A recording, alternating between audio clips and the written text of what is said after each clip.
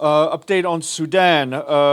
Earlier today, the Secretary General spoke with President William Ruto of Kenya to discuss the situation in Sudan. He also spoke to the Chairperson of the African Union Commission, Moussa Faki.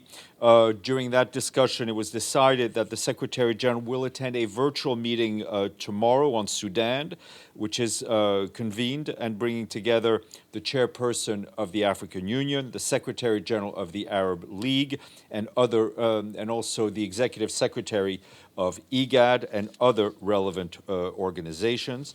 Internal UN document suggests that armed personnel. Today, he will continue to be fully engaged, making phone calls, trying to secure a 24-hour ceasefire, which will enable a much-needed reprieve to all affected civilians in Khartoum.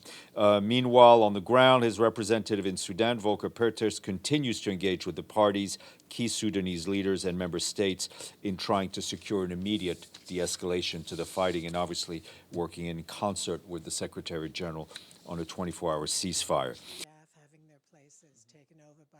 As you can well imagine, the continued heavy fighting in Sudan is having devastating consequences for Sudanese civilians, as well as our staff and other members of the international community who are caught in the crossfire.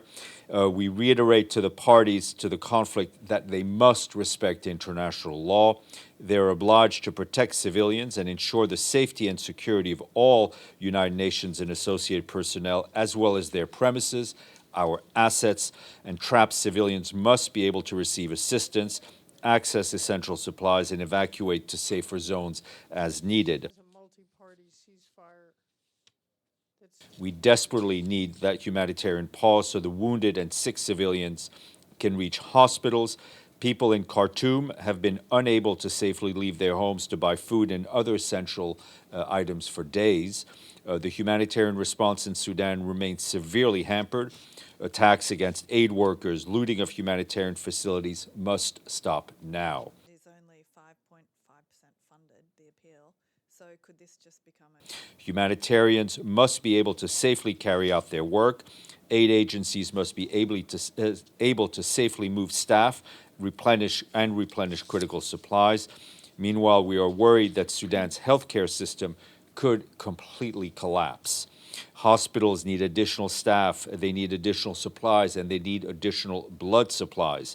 The World Health Organization says that 16 hospitals across the country have been forced to shut down completely because of the violence and attacks on hospitals.